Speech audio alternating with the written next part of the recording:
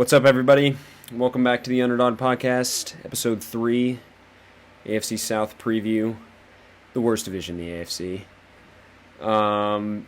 This is probably the most irrelevant division in football, honestly. I mean, they haven't been relevant since Peyton Manning left the Colts. But anyways, let's get into it. Start off with the worst team in the NFL, in my opinion. Sorry, Mike, but they are the Houston Texans. There's that whole saga with Deshaun Watson this summer. Let's hope that gets resolved, for better or worse. But it doesn't look like he's going to play this season for the Houston Texans. They were prepared to leave him inactive every single game, so I would assume that's going to happen.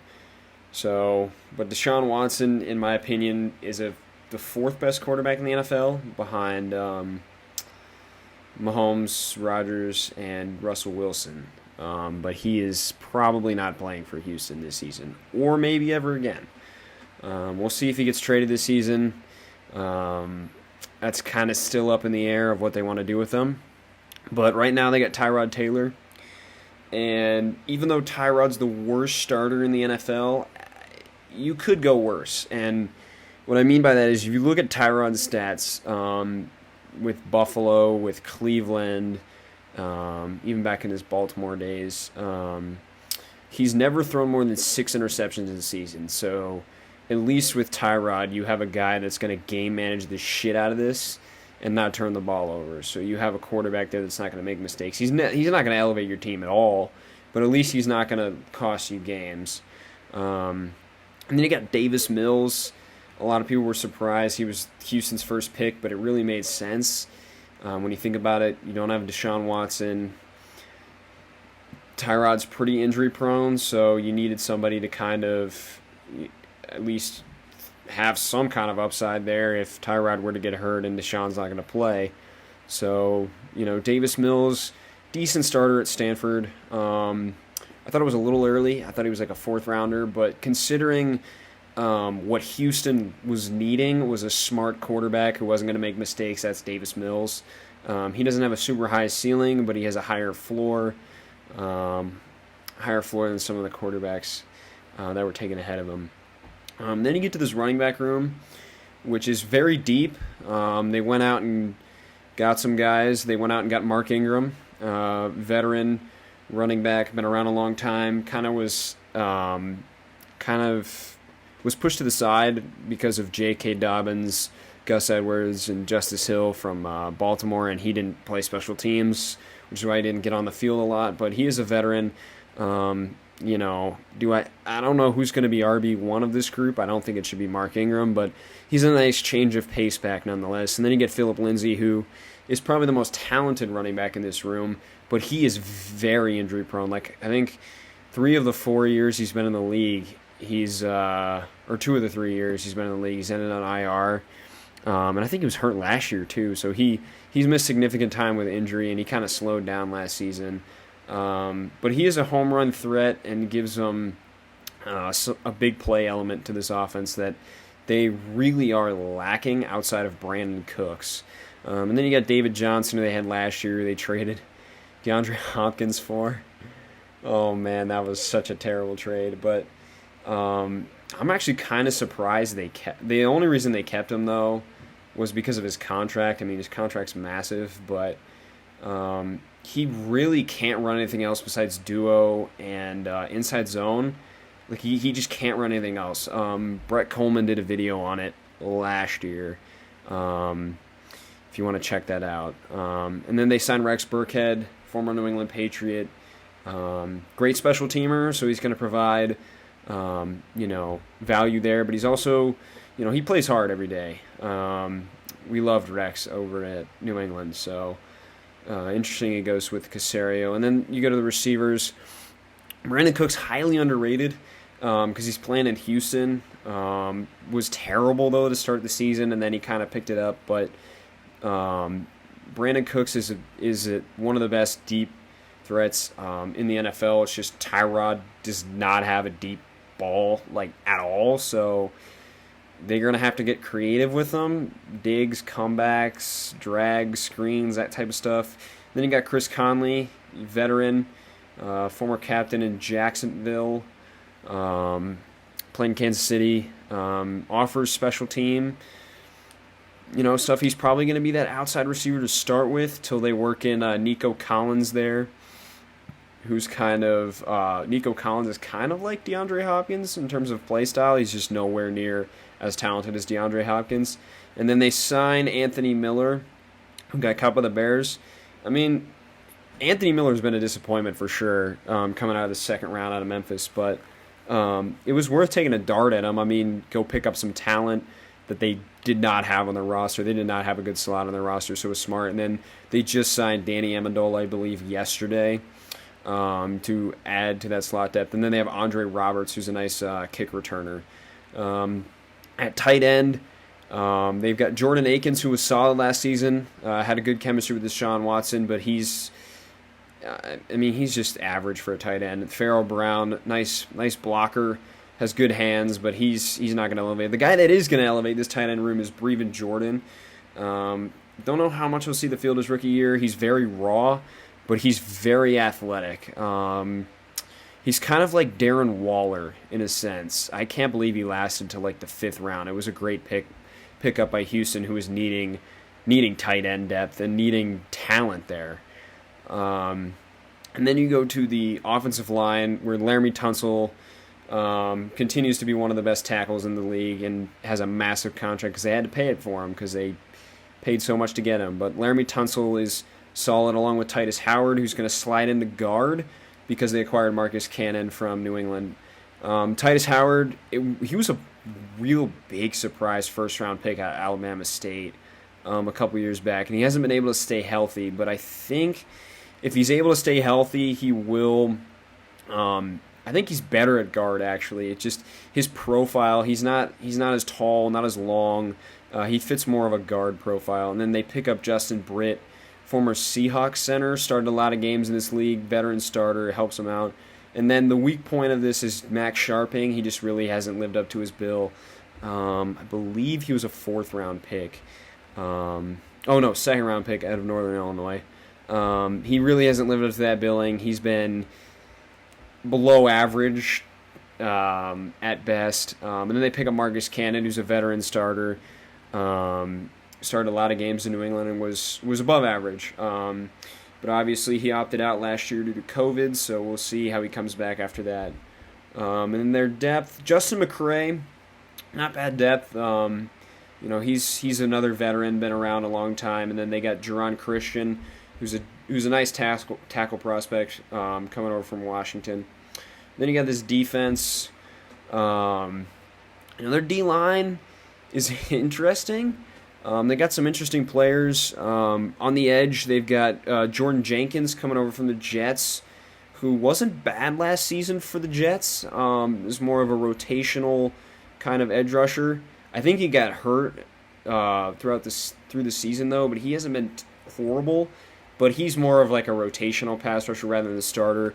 Whitney Merciless, when he's been healthy, has been phenomenal. It's just the problem is the last couple of years he has not been healthy and has not been on the field for the Texans and helping them out. And then you got Jonathan Greenard, who they took last year out of Florida. Very raw. Hopefully he can turn into something. But there's really no pressure on any of these guys because Houston isn't expected to do anything. I mean, if they win more than 2 games, honestly, I would be quite surprised.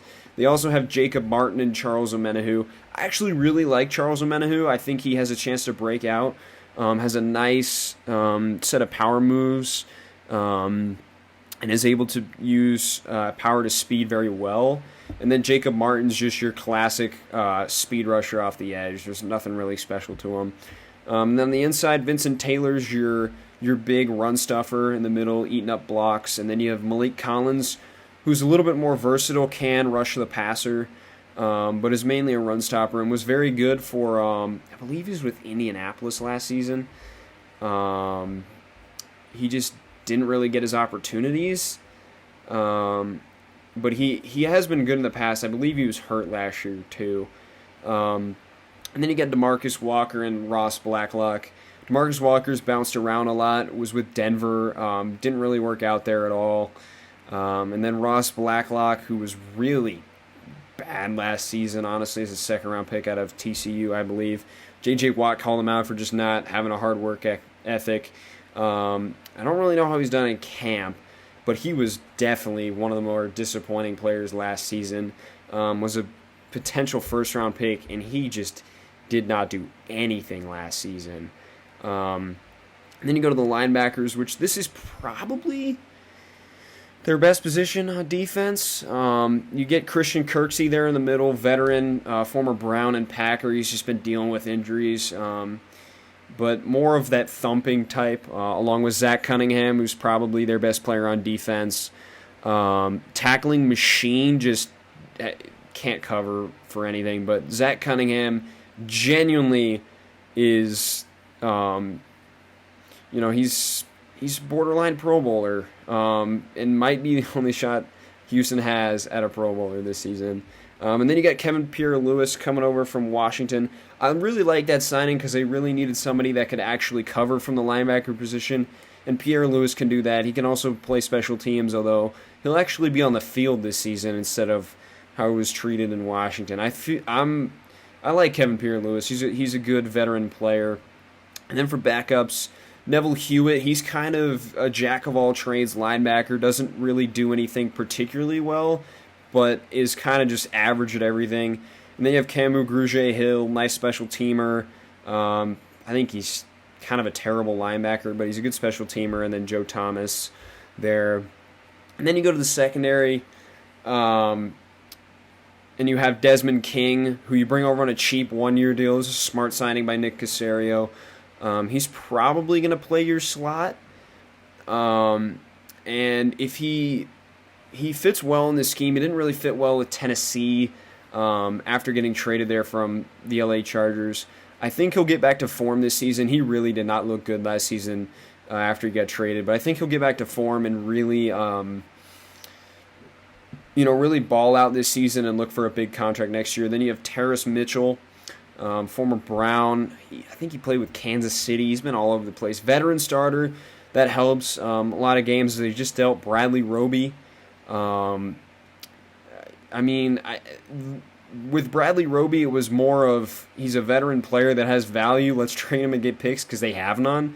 But it does kind of thin out their corner room a little bit. Then they have Vernon Hargraves, who really got in the doghouse with Bruce Arians, not last year, the year before, for just not hustling. And then he came to Houston and was okay. They're keeping him around here, but he's probably going to play a lot, given the circumstances that they're not very deep. And then they have Tavier Thomas and Tremont Smith, who are just kind of for prospects. But I like Jimmy Moreland. He got cut by Washington with their deep DB group, and he might actually end up being the starting slot by the end of the year. We'll see. And then at safety, Eric Murray's fine. Again, jack of all trades, not really master of anything. And then they got Lonnie Johnson, who was just kind of okay last year. He's probably he's hurt right now, so hopefully he can get back healthy and get out there and really, I hope he works out, man, because I liked him coming out. And then they got Justin Reed. If they don't pay this man, I swear to God, man, there was reports that they weren't going to pay Justin Reed. Justin Reed's literally the best draft pick they've had in the last 5 years besides Deshaun Watson. I mean, he solidified it by doing kickoffs in the preseason. This dude can do everything. Justin Reed, one of my favorite players. It was absurd. This man lasted the third round in the when he was drafted. It was just stupid. How does a player of Justin Reed's caliber do that? I mean, he has incredible range, great ball skills, can come up and play in the box, can blitz off the edge. He's great, man. I love him. And then they brought in Terrence Brooks, former Patriot, another jack-of-all-trades kind of guy, but really specialized in the box. He plays his best football there. And then you look at the schedule. I'm going to be honest. I think they're going to win maybe 2 games. and I think they win the opener at Jacksonville. I really think they do. I think you catch Trevor Lawrence at a bad time and you're at home, so maybe you feed off that crowd. And then I think the other game they're going to win, possibly, is against the Jets in Week 12. So I think those are the two games they win. But other than that, I don't see Houston winning any other games. They just don't have enough talent on their team. And frankly, they're going for the number one pick, in my opinion. So then third place, Jacksonville. They're not much better than Houston. They really aren't. You brought in the prodigy. You brought in Trevor Lawrence, who, yeah, I'm going to be honest, his last season at Clemson looked a little shaky, but I think that was because, he got COVID, and then, I think he was out for a game or two when they came back and kind of tried to get back into it, and then, they got blown out against Ohio State, which saddened me very much. But I think Trevor Lawrence is, I think he's going to be very good. Very good his rookie season. I'm not calling Offensive Rookie of the Year yet because that would spoil it, but we'll see if he ends up being Offensive Rookie of the Year. I think he's got a good shot. Just depends on if his offensive line can stay healthy. And then they have C.J. Beathard, veteran quarterback from San Francisco, coming over to do the backup duties. And then running back room, I'm going to start with ETN, even though he's hurt.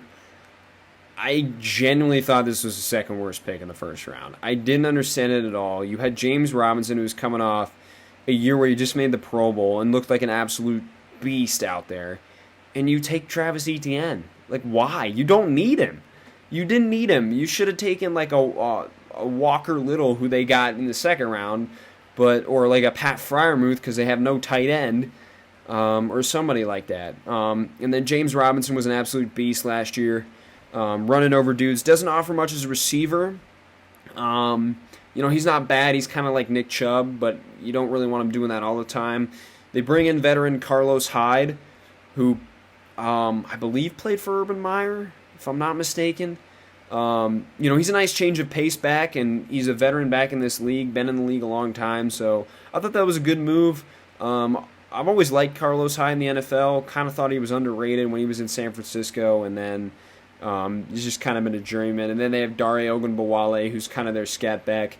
I don't know how much he will be used, though. But Dare also is a good return man and special teamer. Then you get to the receiving core, and you got DJ Chark, who had a down season after a Pro Bowl year last year, and I think they're really counting on him to be the number one guy, like a legitimate number one threat. He put on weight because he was a little skinny. He was like 190 for a tall dude, slender dude, or like something like that.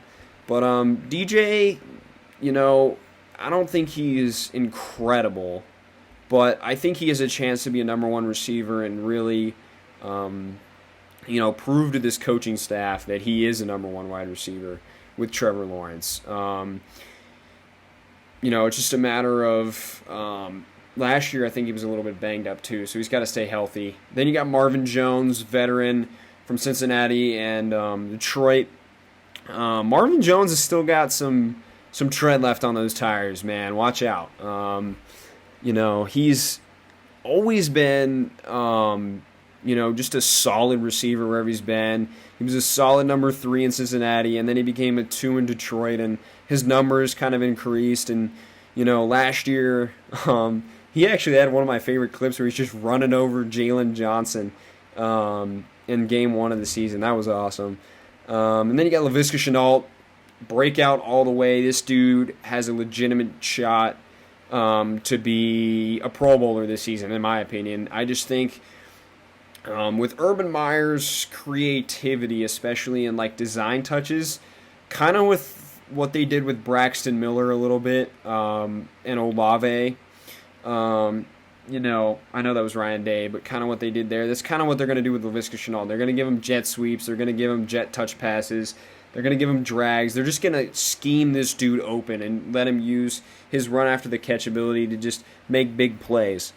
I genuinely thought he had a chance to go in the first round last year, but he went middle of second, and he's definitely a very solid receiver. And then they snagged Teron Johnson. I cannot believe Vegas let him go. Los Angeles Chargers.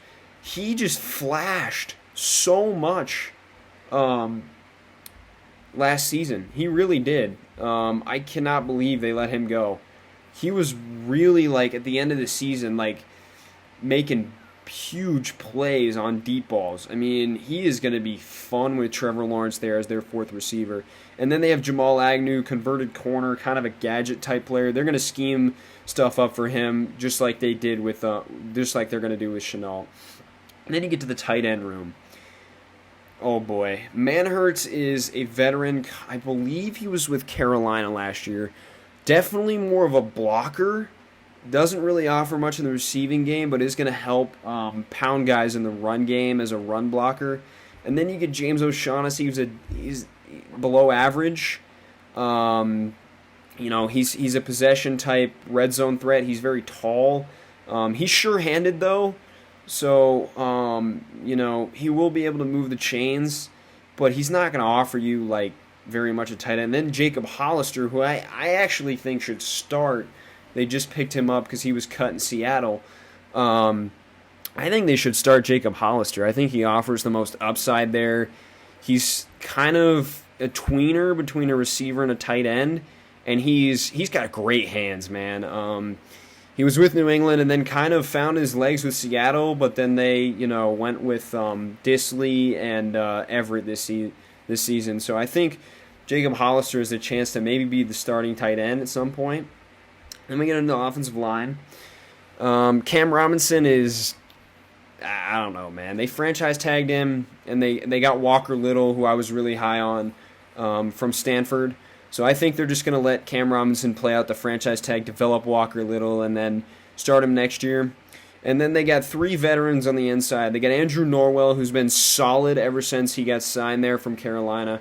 Just an above-average starter, He's not, I don't know if he's been a Pro Bowler in Jacksonville or not, but he's always been solid there. Brandon Linder, same, reliable. He was hurt last year, though, but, solid above-average starter. And A.J. Cann came on last year. He was kind of, one of the weaker points, and then he started to pick it up and really was playing well last season, graded out really well in PFF. And then at right tackle, you got Juwan Taylor, who's been kind of a bust out of Florida. I was higher on him, to be honest, so kind of missed on him. I thought he should have went the first round. He fell to the second, and he really hasn't translated well to the NFL. He hasn't been able to get back into his pass sets as quick as you wanted, and he's just been kind of beaten very, very easily around the edge. And then for backups, Ben Barch, not bad. I think he was a draft pick last year. Has some upside along with Tyler Shatley. And then you get Will Richardson Jr. there as well. And then on defense, for the D-line, you got Roy Robertson Harris, veteran coming over from Chicago. Should be an upgrade to whatever they had last year. And he can rush the passer a little bit too. He's better in the run game, but he can rush the passer a little bit too. Devon Hamilton, who's another breakout candidate as a nose tackle from Ohio State. I believe he's hurt last year, and he's going to get a lot of playing time because they don't have that many to play that position. I mean, other than Malcolm Brown, who's probably going to start at the other DN spot. But Devon Hamilton has a chance to solidify himself as one of the better nose tackles in football this season. And then, of course, you got Malcolm Brown, journeyman, former first-round pick of New England.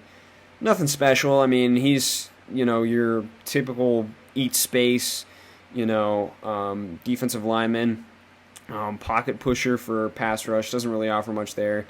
And then you got, for backups, you got Taven Bryan, former first-round pick from Florida State, who's been an absolute bust. They've tried him at defensive end in the 3-4 and at nose tackle, and he really hasn't worked out either way. And health has been a big reason why.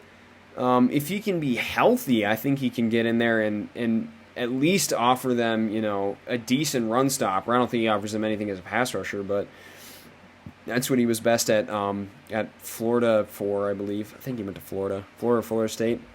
And then Gotsis coming over from, I believe, Denver. Veteran guy, offers kind of similar to Roy Robertson Harris, where he's more of a run stopper, offers a little bit of power off the edge. And then you got Dwayne Smoot, who's more of a pass rusher. Will probably be rotated in with Chason and Josh Allen off the edge. But he's kind of a jack of all trades guy. Can defend the run pretty well. Not the greatest pass rusher in the world, but a decent rotational guy. And then they took Jay Tufele, who's similar to Malcolm Brown in a lot of ways. And then for the edge, you got Josh Allen, who's been legitimate number one pass rusher since he got to Jacksonville. I believe he's a little dinged up last season. Only had 2.5 sacks.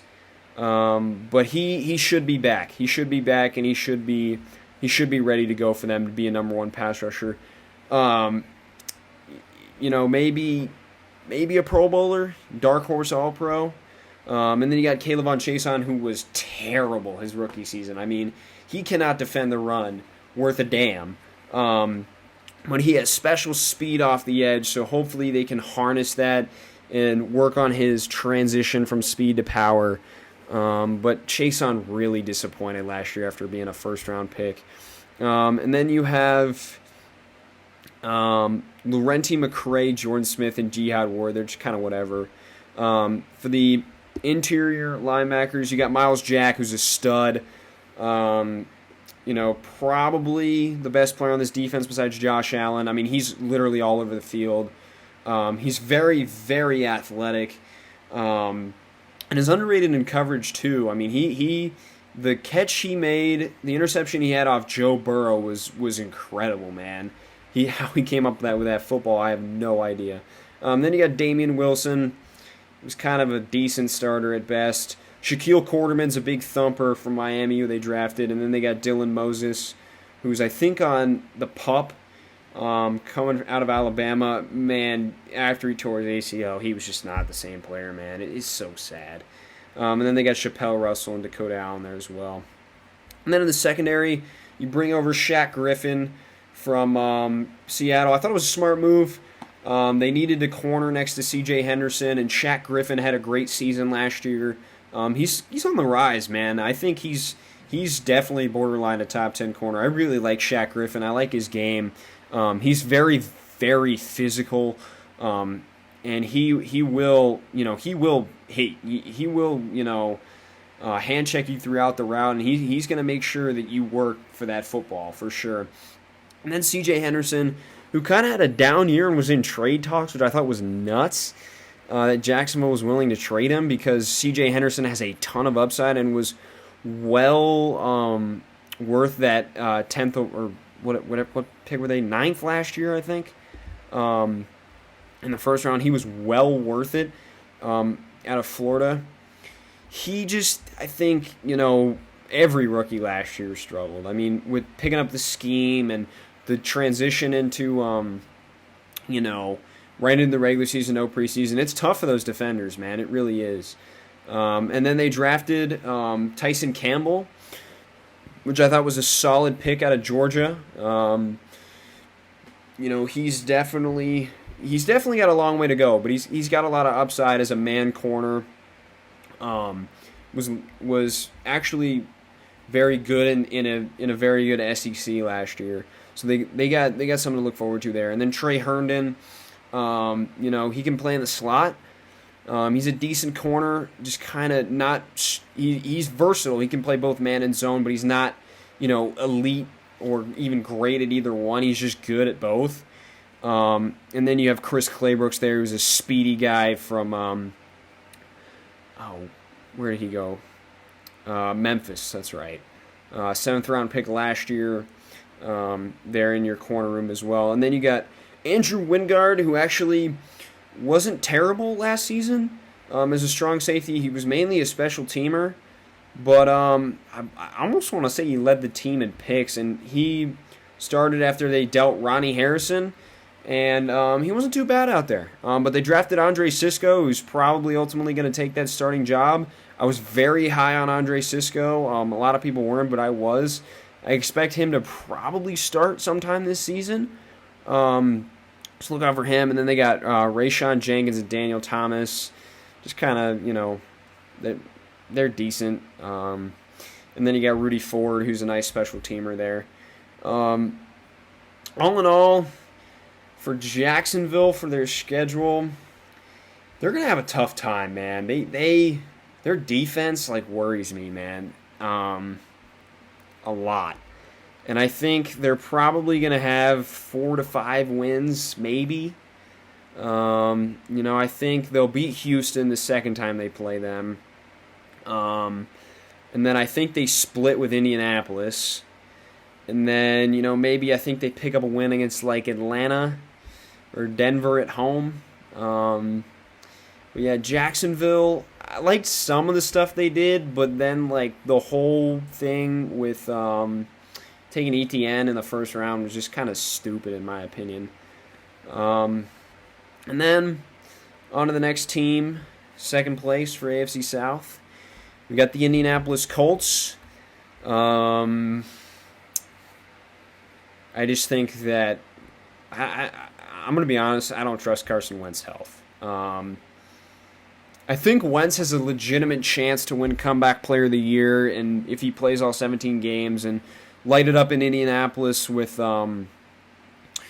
Frank Reich, but he's really not been the same since he got hurt. I mean, he has just been on the steady decline. And last season, he was the worst quarterback in the NFL starting, in my opinion. And you can make all the excuses you want about his offensive line and his lack of weapons, but at the end of the day, sometimes you just got to make a play. And there was very few times last season that Carson Wentz made a play. And then they got Jacob Eason, who I was ready for him to start week 1. And I was excited to see Jacob Eason with that cannon of an arm he has just go out there and sling it for Indianapolis. But wasn't meant to be, man. Carson Wentz got back healthy, but I do like Jacob Eason. And then they got Sam Ehlinger there. He's kind of he's like Tim Tebow. That's kind of the best way I put it. I don't see Ehlinger being a starting quarterback ever in the NFL. And they're really deep at running back. Jonathan Taylor last year broke out after the Marlon Mack injury. Was very, kind of picked it up at the end of the season, and he's going to be a solid back for years to come, man. He was my number 2 running back last year. But he was, after he got over the fumbling and, working in early, he looked really nice at the end of the season. I mean, he was legit. And then they got Marlon Mack, nice change of pace back. Obviously, probably, sucks that he tore his Achilles last year because he loses his starting job. But he might be a trade candidate later in the season. I don't know. We'll see. And then they got Nyheim Hines, their third down back. Nyheim Hines really, last season, kind of established himself as one of the better receiving backs in the NFL. He was really fun to watch. And his receiving was really nice. Last season, he was a great spark for Indianapolis off the bench, and really was one of their more dynamic playmakers for them last season. And then Jordan Wilkins, who's similar to Jonathan Taylor, just not as big and not as fast, but he's there as well, and he'll see some touches throughout the year. And then at receiver, T.Y. Hilton's going to start the season on IR, and he's been their old reliable for I don't even know how long, the last 11, 12 years. Doesn't have that deep speed that he once had, but T.Y.'s fun to watch, man. I really enjoyed watching old T.Y. Hilton. But we'll see how much of a contribution he'll make, because Wentz does have a nice deep ball, so if they can get on the same page when T.Y. comes back, that could be a deadly combo. But you got Michael Pittman Jr., who's similar to Alshon Jeffrey, who Carson Wentz had when they won the Super Bowl. Big-bodied possession receiver. Terrible route runner, though, I will say. Michael Pittman needs to work on that, but he's a nice jump ball guy for Carson Wentz to throw the ball to. And then Zach Pascal, one of my favorite players on this team. He really broke out in 2019. Had a really nice last half of the season, and then 2020 he had another solid season. Looking to build off that. I think with T.Y. Hilton out, he's going to be a big part of the offense, working over the middle of the field, mixing in the slot with Paris Campbell, who has not been able to stay healthy, and I feel bad because Paris Campbell was slept on in the draft, I felt like. And I feel like if Paris Campbell can get it going with Carson Wentz, be similar to kind of like Greg Ward or Deshaun Jackson when he was there. And he's got legit speed too, so he's another one of their big play guys. And then they got, Ashton Dulin, who I think they drafted. Oh no, he's in his third year, but he doesn't have a ton of experience. And then they have Mike Strachan, who was a 7th-round pick for Indianapolis this year out of Charleston. So don't know how much of an impact those guys will be. And then at tight end, they got Jack Doyle, who's, the Hunter Henry, I guess, in this offense. The possession guy, chain mover, sure-handed guy, and a great blocker, too, in the run game. And then you got Moe Cox, who, he flashes a lot. Nice vertical threat for Carson Wentz, kind of like Philly Goddard over in and with the Eagles. Mo Cox should hook up well with Carson Wentz because we know Carson Wentz likes his tight ends, and Mo Cox he's an athlete, man. I mean, some of the stuff he does is just nuts. And then they got Kylan Grants in there as well. Was a 4th-round pick this year for Indy out of SMU, so we'll see what he brings to the table there. And then their O-line, you got Eric Fisher coming off that torn Achilles. Don't know if he's going to be ready to go for Week 1 or not, but definitely an upgrade over what they had because Costanza retired and they didn't go after anything in the draft. So it was a solid late free agency pickup for them to get him. And then they have Quentin Nelson, who's the best guard in football, enough said. Ryan Kelly, who's one of probably a top 5 to 7 center in the NFL. And this is a really good offensive line, and he's one of their more underrated pieces, along with Mark Lewinsky, who's one of the best run-blocking guards in the league. And then you got Braden Smith, who, again, this whole offensive line, besides Quentin Nelson, just gets kind of pushed back because Quentin Nelson's just... He's one of the rare offensive linemen that has highlights of just absolutely pancaking dudes. But Braden Smith, another great offensive lineman. And then they have a couple of, decent backups. Julian Davenport, who was a former Dolphin. He's not, he's, below average. But, in terms of, backups, he's not, you could have worse. And then Matt Pryor as well, who they traded for, I believe, from Philadelphia. Who has not been great, but, they have great O-line coaches over there, so maybe they can straighten him out. And then they got Chris Reed, who's probably their best backup interior, might start for Quentin Nelson Week 1 if he's not healthy, and then they have Danny Pinter and Will Fries as well. Then going over the defensive side, starting off with Kwity Paye, who they drafted in the 1st round. Great pick. He was my number 1 edge rusher there, along with Jalen Phillips and Gregory Rousseau. But I thought it was a great pick. Kwity Paye definitely had the size, the speed, and the moves to be a first-rounder. I'm excited to see him play. He was great at Michigan. They've been pumping out edge rushers. They haven't been winning games, but they've been pumping out edge rushers. Winovich, Uche, and now Kwity Paye. And then opposite side of him, you have Al-Qadin Muhammad, who's very underrated. He really showed up for Indianapolis last year when a lot of guys didn't on that defensive side. He's kind of, in and out there, but, he's solid. Better against the run than he is the pass. They got guys like Tyquan Lewis and Kamoko Toure for that are, Taekwon's more of a power guy, and then Kamoko's their speed guy for the rotational edge rushers.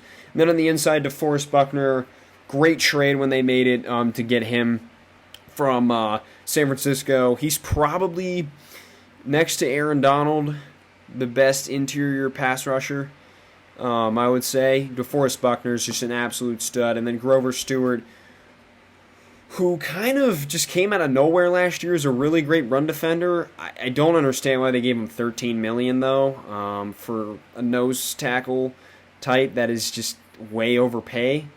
But hey, I mean, you gotta keep talent when you can, I guess. Moving into their linebackers, Darius Leonard, most overrated player in the NFL, most overpaid player in the NFL. Darius Leonard, for all you Colts fans, is not a top 5 linebacker. I'm sorry. He's very good. Very good against the run, and he just isn't great in coverage. He just kind of like happens to get in passing lanes and catch tip balls. But he's a great sideline-to-sideline player, don't get me wrong. But he's not an elite linebacker. He's not.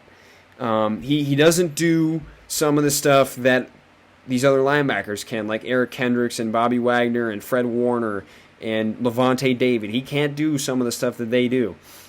Now, Okariki's the opposite. He's not the best in run defense because he's smaller, but he's a great cover guy. He's been underrated for a long time there in Indianapolis, and really had a somewhat breakout season last year.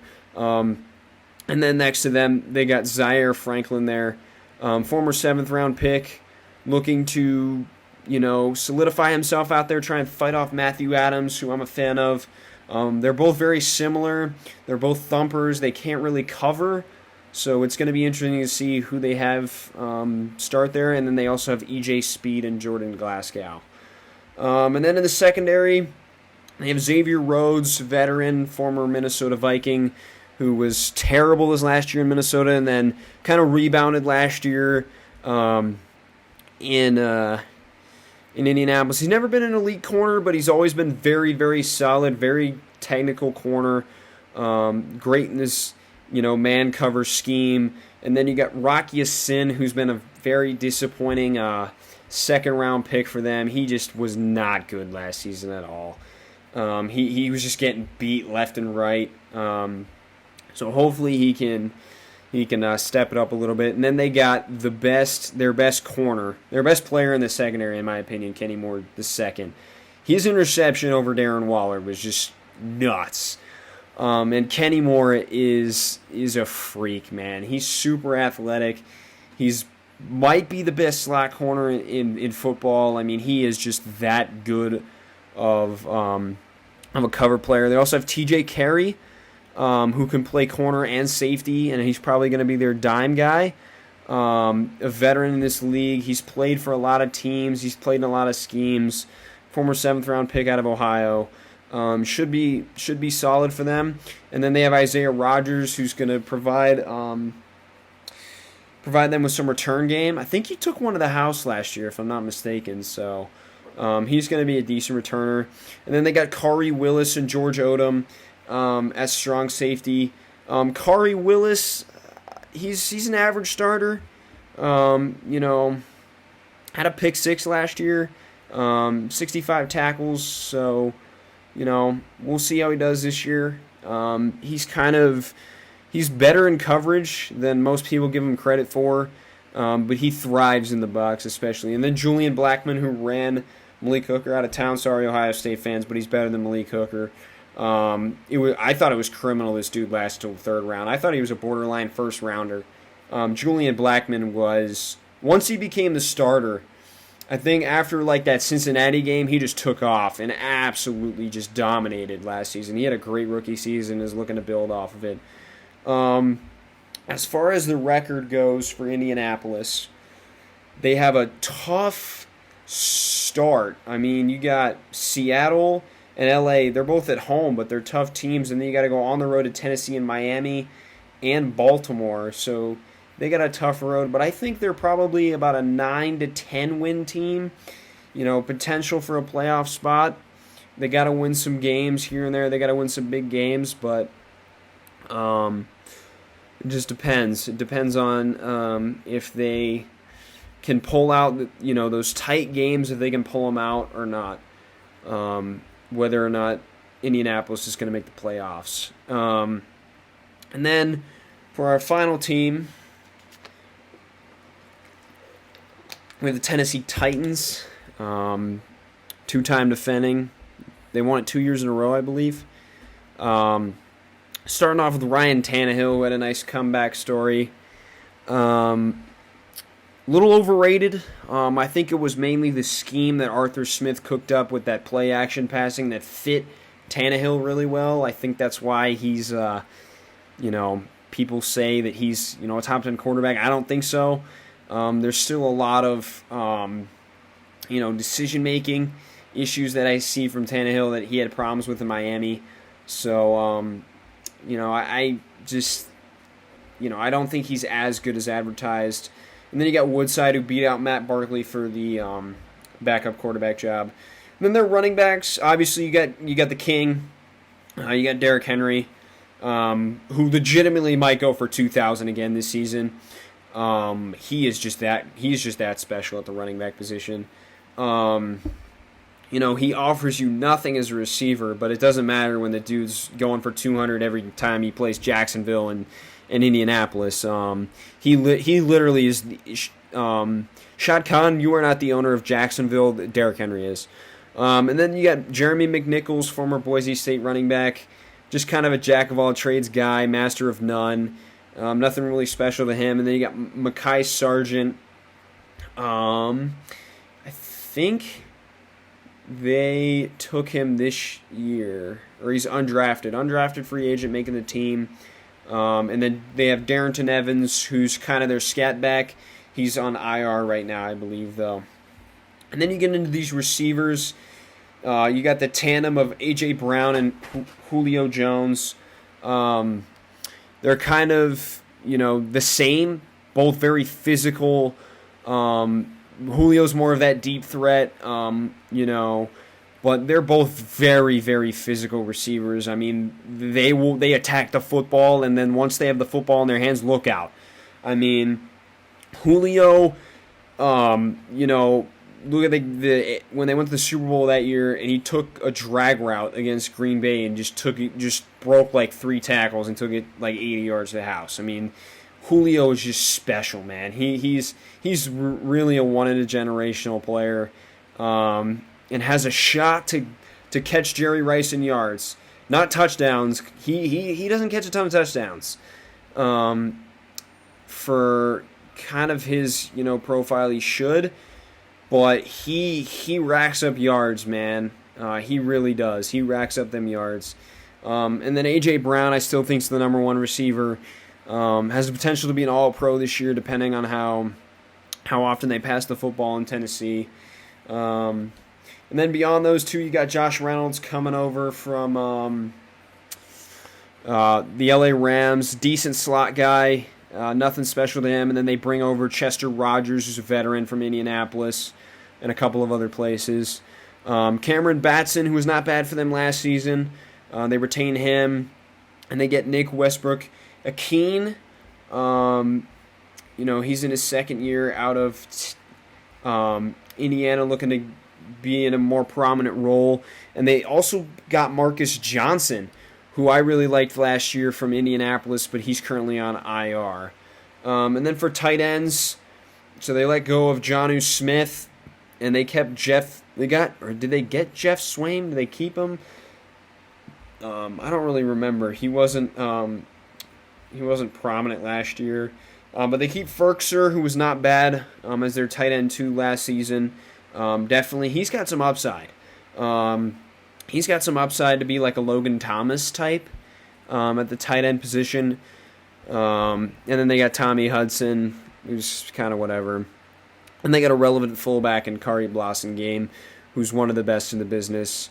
And then their offensive line, kind of taking a hit over the last couple of years. Taylor Lewan, solid as always. Love him. He's a great guy. Great football player. Back out of Michigan, former first-round pick. Has declined a little bit, but he's still an above-average starter. Roger Saffold, same with him. He's kind of declined since he's came over from the Rams, but he's still an above-average starter. Ben Jones, one of the probably the most underrated center in the league, doesn't get talked about enough. Great run blocker in this system for the Titans. And then they got Nate Davis from Charlotte, third-round pick a couple years ago. Has kind of come on to be, he was kind of below-average starter heading into last year, and he's kind of worked his way up to average. Slightly above average, and then their kind of one weak spot is David Quessenberry at right tackle. But Dylan Radunes, who they took, probably could play there, honestly. He's just not the greatest pass blocker in the world. He actually probably profiles better as a tackle than a guard, so we might see Radunes out there at right tackle at some point. They also have Tyson Brelu, who's not a bad option. If Quessenberry sucks, I actually think he's probably better than David Quessenberry, to be honest. And then you have Kendall Lamb as well back there as a decent backup. And then you get into this defense. I think this defense for Tennessee is highly underrated, honestly. They brought in Danico Autry over from the Colts. He's a very underrated run defender. I mean, dude gets after it. He really, honestly, was probably Indianapolis' best run defender last season, and he had 7.5 sacks. Kind of really came out of nowhere with that one, too. So he provides both a run stopper and pass rusher option there for on the interior for them. And then they have Jeffrey Simmons as well. This dude was an absolute stud. Had that kind of controversy coming out of Mississippi State. Torn ACL, and then came in last year and really played well for Tennessee. He's a stud, man. Can't wait to see what he does this year. And then they have Tier Tart in the middle, along with Anthony Rush there to kind of clog up the middle. And then out on the edge, they signed Bud Dupree. I honestly can't believe that Pittsburgh let him go, but then they signed Melvin Ingram.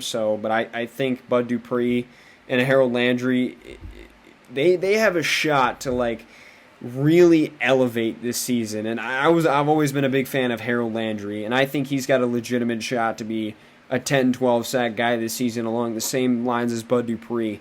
And then they have Ola Adeniyi. They have Ola Adeniyi in his fourth season out of Toledo. Young guy came in super raw into the thing, so maybe he can provide something. They also have Rashad Weaver and Derek Robinson. And in the interior, they have Jayon Brown, who I was surprised he retained for such a low price. He may be on his way out of here next season, though, because they drafted Monty Rice, who's a perfect replacement for him. And Monty Rice was one of the most underrated prospects in this league. I mean, this dude is out here like Eric Kendricks covering people. It was incredible watching him on tape. And then you have Rashaan Evans, who's one of the better thumpers in the league. One of the better run-defending linebackers in the league. Just cannot cover to save his life.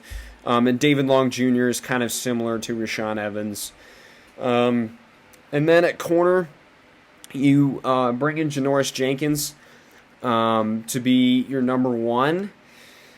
At this point in time, he's probably a number two. So they're looking at Christian Fulton to be a lot better than he was his rookie season, and I think he can. I thought he was a first-round talent coming out of LSU and is perfect in this man-heavy scheme. And Janoris Jenkins is a veteran. He's played in this scheme forever.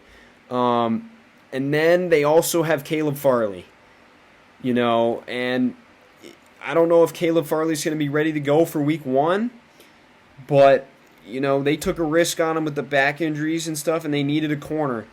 And if we see the Caleb Farley of old, that's a home run pick right there, because Caleb Farley really has a chance to be just a special corner. And then they got some other guys like Chris Jackson, Elijah Molden, and Breon Borders. Elijah Molden probably going to start in that slot for them.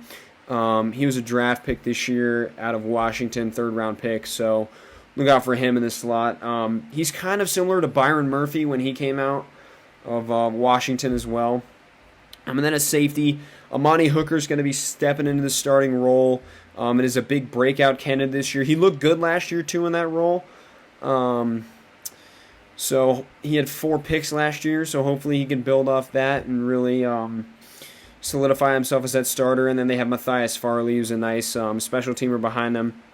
And then they have Kevin Byard, who's kind of been underrated after this season because he just didn't really make as many flashy plays, but he's still one of the best free safeties in the NFL.